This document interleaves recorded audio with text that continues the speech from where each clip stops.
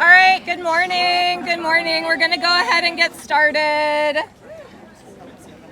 We're going to try to keep this moving for press. If you have questions for individual speakers, we will absolutely stick around to answer questions, do pull-asides. We have a 9 o'clock appointment here at this opening, so we're going to wrap this up, give people time to either get to the fence if they want to just observe from this side, or if you want to participate in unloading the boxes and doing the intake, you need to walk around the house right here, this sidewalk behind us, and then you'll come back out right here where the loading truck will be. That's where you can go to help us actually do the unloading and intake of our petition boxes. And we do need help with that, please, if you'll do that. All right, thank you all so much for joining us at this historic day.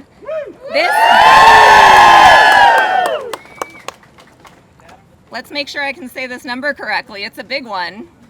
This morning, our citizen-led campaign will be submitting 823,685 voter signatures. This is the most signatures ever submitted by a citizens initiative.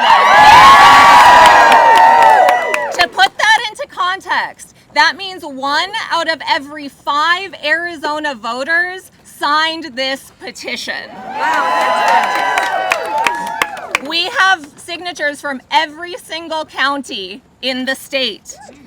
To tell you more about what these last 2 years have been like, living under one extreme abortion ban after another, the toll extreme bans take on Arizona families and patients, and what it's been like for these amazing volunteers to be out in the streets fighting back for our rights. We're going to hear from Arizona OBGYN and abortion provider Dr. Paul Isaacson, previous patient and Mojave County resident Pamela Hill, and prolific volunteer Susan Ashley.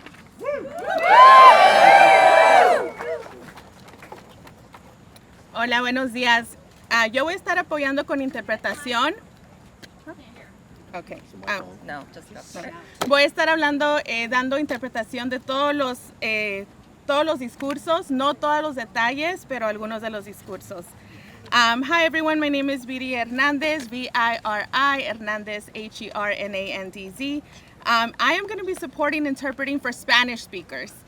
So I am going to be giving not all of their beautiful stories and remarks, but just some. So after every speaker, there's going to be something shared. But just before I go into that, I just want to reiterate that number, right? 822,460 voter signatures. That is a number, right? It's a good number. Right? This is what a winning campaign looks like. Yes. This is what democracy looks like. Yes. And I want to just share that 15 county signatures in every single location. And I also think something that's so beautiful and so special to share today is also that I know that the executive committee looks like Arizona. It is majority women of color that are leading us in this initiative.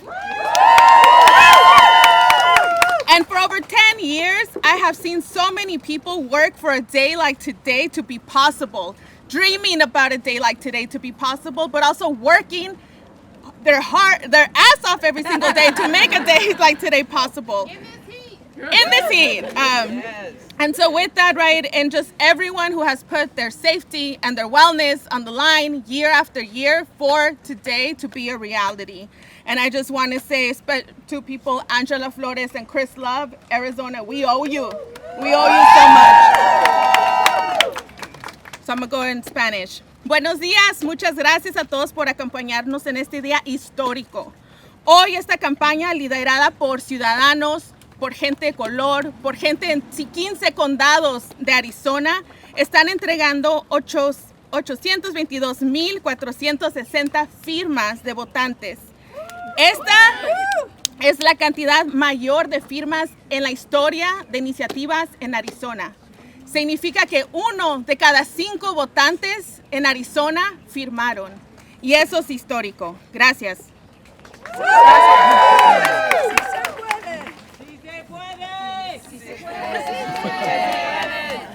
Good morning. Good morning. My name is Dr. Paul Isaacson. I'm an OBGYN physician of 30 years who has practiced abortion care in Arizona for the last 20 years. In my medical training, there was great emphasis placed on ensuring that every future OBGYN doctor learned to perform abortions. Why did my mentors feel that this was so important? It's because they worked in the pre-Roe era, the era in which women came to emergency rooms daily, having been injured, sometimes critically, as the result of an illegal abortion performed by an untrained, incompetent person seeking to profit from a woman's desperation. Today, because of anti-abortion extremists, the rights and safety of Arizona women have devolved more than 50 years. Current Arizona law bans abortion after 15 weeks unless there is, quote, a serious risk of substantial and irreversible impairment of a major bodily function. So let's consider just a few reasons the current law is unacceptable. 15 weeks is a completely arbitrary point that doesn't relate to any specific milestone in fetal development. Many of the medical complications that can lead to the need for an abortion don't occur or might not be discovered before 15 weeks. Ultrasounds, routinely performed to ensure fetal well-being, can only be performed when the fetus is big enough for those problems to be seen, usually around 20 weeks. And many other valid reasons I've encountered in my years practicing medicine. Because the reality is, every pregnancy is different, and every woman deserves the care best suited to her situation. Opponents of abortion have peddled many falsehoods. They have tried to make people believe that abortion is unsafe and that women are harmed. This is absolutely untrue. Abortion is safe. In fact, carrying a pregnancy to term and delivering a baby is 10 times riskier. Extremists would have you believe when abortion is widely accessible that women will have abortions frivolously on a whim. This is so absurd that it hardly requires an answer. But let me say, in 30 years as a physician, I have never seen this. Extremists have created an out-and-out lie that abortions are performed up until the moment of birth. Let me say this very clearly. There are no clinics in Arizona or anywhere in America that perform abortions immediately before birth. Extremists are lying about who can perform an abortion as well. In Arizona, only a licensed physician, someone with more than a decade of post-secondary education and training, may perform an abortion. This initiative does nothing to change that. Current Arizona law puts healthcare professionals and patients in countless unacceptable and dangerous situations. Current law makes no exception for rape, for incest, or countless health complications. Let me give an example. If a patient is 16 weeks pregnant and her water breaks, she loses her amniotic fluid and creates a situation where the fetus will not be able to survive after birth. I cannot help her under Arizona law. I cannot help her even though with the bag of water broken she is at risk of life-threatening infection. Even with that infection that can't be cured by antibiotics, I would have to ask myself if performing the abortion could land me on trial. She's not dying at this moment, but she could be if we wait. Do I use my medical expertise knowing that a politician or a prosecutor with no medical knowledge whatsoever may disagree with my decision? Do I risk my license? Do I risk her health and life? Do I put her on a plane to another state where she can receive an abortion? What if she gets sicker and dies while waiting or traveling? Am I then responsible for her death because I didn't help her earlier? This is the insane situation that exists in Arizona today. But this fall, thanks to the hard work of the people gathered here today, Arizona voters will have a chance to bring sanity and safety back to our state. We will have the chance to vote yes on the Arizona Abortion Access Act and put medical decisions back where they belong, in the hands of patients and their doctors, not politicians. El doctor Isaacson ha sido médico durante 30 años y él nos está hablando de qué tan arbitrario es esta realidad de 15 semanas. Como doctor, si alguien está a riesgo después de 16 semanas de gestación, disculpen, estoy buscando el área. Que las personas que se oponen al derecho de la mujer a elegir han inventado muchas mentiras sobre el aborto. La ley actual coloca a los profesionales de salud como él y a los pacientes en muchas situaciones inaceptables y extremadamente peligrosas. La ley actual no hace excepciones en casos de violación, incesto, complicaciones de salud. Y esta situación extrema es la situación extrema en Arizona hoy. Pero este otoño, gracias al trabajo de todas las personas que están aquí hoy, los votantes de Arizona tendrán la oportunidad de devolver la cordura y la seguridad al Estado. Okay, we'll now hear from Pamela Hill, a previous abortion patient.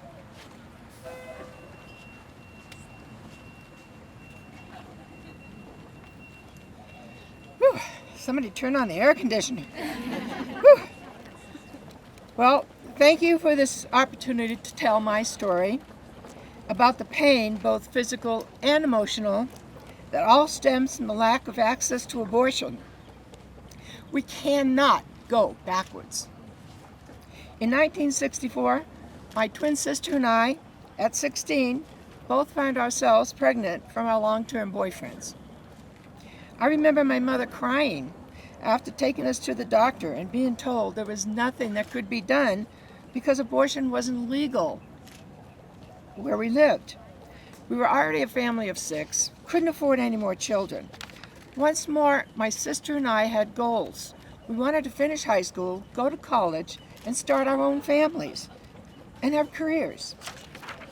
A woman that we knew in the neighborhood told us about a place we could go secretly, and even though it was frightening, I had already tried multiple risky ways of ending my pregnancy to no avail. So we drove 130 miles. I was scared, undergoing something like this so far from home, with people I didn't know. We would find ourselves out years later that this procedure was not done properly. After high school, I got married, and we started trying to build our family. I soon got pregnant, but was bleeding constantly, losing my placenta, and had to have bed rest. It was clear that the fetus was not viable, but abortion still wasn't legal. So I had to go through a dangerous pregnancy until 22 weeks, when the doctors finally realized that they had to force my pregnancy to save my life. I had to go through all this with that baby, who I knew would not survive. How cruel is that? We went through all this unnecessary pain because it wasn't allowed to have an appropriate abortion care when it was clear that the fetus was not going to survive, but the bleeding and complications endangered my life. My next pregnancy was a miscarriage. I was in agony, and then it became clear that my cervix had been damaged during the clandestine procedure when I was 16. But my husband and I wanted a family, so we kept trying. My third pregnancy was also high risk. It involved bed rest, surgery. I had to suture my cervix shut and make many appointments to track my health. But I finally was able to welcome a son. My fourth pregnancy came in 1984, and thankfully, abortion was legal because at this time, believe it or not, my IUD was lodged in the uterus with the fetus, and an abortion was necessary. Who knows what would become of me and my young family if I couldn't have received care that I needed at that time. My fifth and final pregnancy also required special procedures and surgeries and follow-up appointments and uncertainty, as well as bed rest, all while tending to a family and a career. But with access to proper medical care and close supervision, I was able to deliver my second child. However, the consequences of that first illegal abortion continued to haunt my family. My twin sister also had complications and emergency surgeries, but was never able to have children. And at 35, she died of alcohol abuse. So much loss and tragedy stemming from the lack of access to abortion and proper medical care. If this story and other remarks you have heard today prove anything, it's that every pregnancy is different. Every woman deserves a chance to appropriate care, not dangerous restrictions. We must vote to restore and protect the right to abortion. No politician has the right to tell a woman where and when she deserves care. These are decisions that belong solely in the hands of the women, their health care provider, and their families. Thank you. Pamela, quick question. Was that all in Arizona? Yes. No. No. I lived in another state when I was 16. Okay, thank you. Which one? Okay, go ahead. Later. Thank you. Pamela Hill tuvo un aborto ilegal cuando tenía 16 años porque no estaba permitido donde ella vivía tener acceso a aborto. Debido a que se hizo ese secreto, no se hizo correctamente y dañó su cuerpo, lo que provocó muchas complicaciones durante muchos años y varios embarazos, incluidos la pérdida de un feto a los 22 semanas de gestación, un aborto espontáneo, otro aborto para salvar su vida. Esta vez fue seguro y correctamente porque el aborto era legal. Y necesitó cirugías para tener sus 2 hijos. Todos los problemas de salud y el dolor que atravesó al intentar tener una familia se debieron a que el aborto no era legal ni accesible cuando lo necesitaba la primera vez. Cuando el aborto es ilegal, las mujeres salen las más perjudicadas. No les corresponde a ningún político decirle a una mujer qué hacer con su cuerpo. Esas son decisiones que solo un médico, la persona y su familia deben tomar.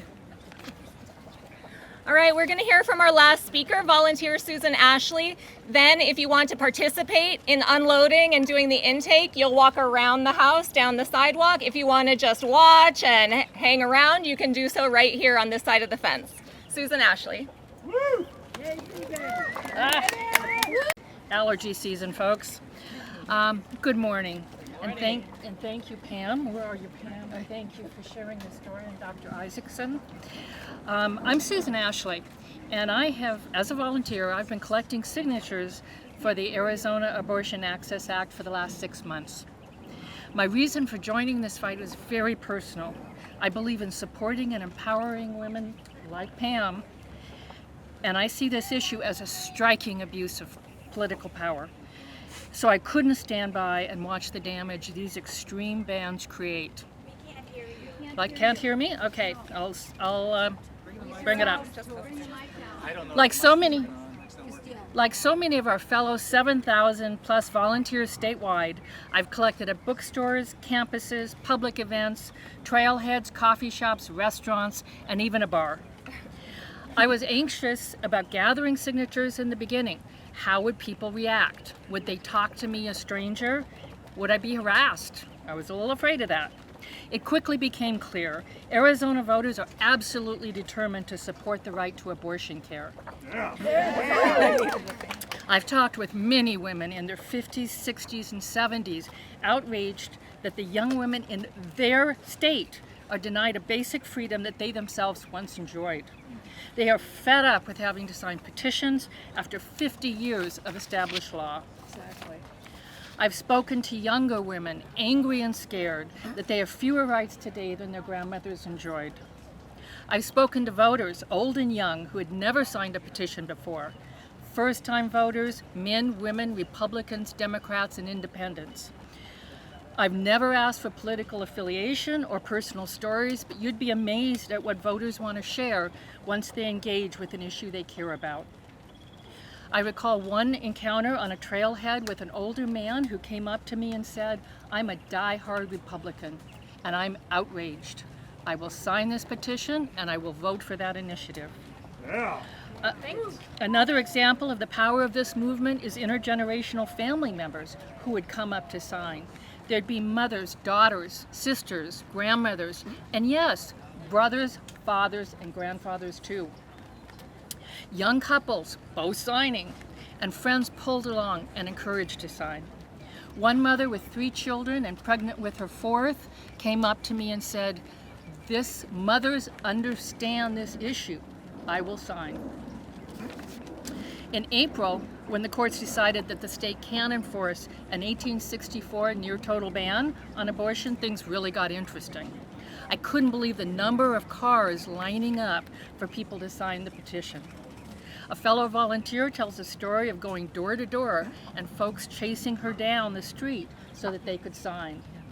Their neighbor had posted in Nextdoor that the abortion access people were in the area. In Arizona, we value our personal freedoms.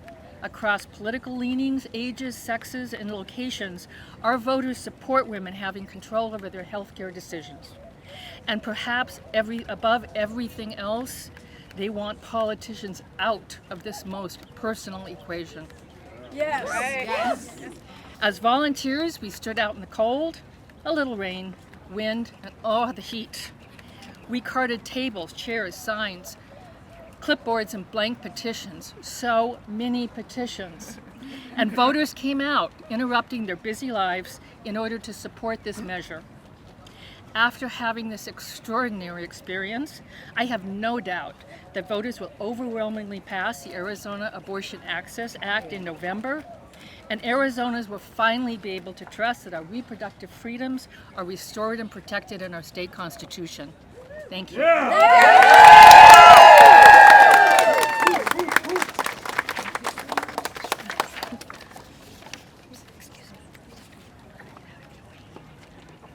Susan es una voluntaria que recolectó firmas durante 6 meses porque cree en los derechos que tenemos. Ha hablado con votantes primerizos, hombres, mujeres, hijas, madres, abuelas, padres, abuelos también, parejas jóvenes.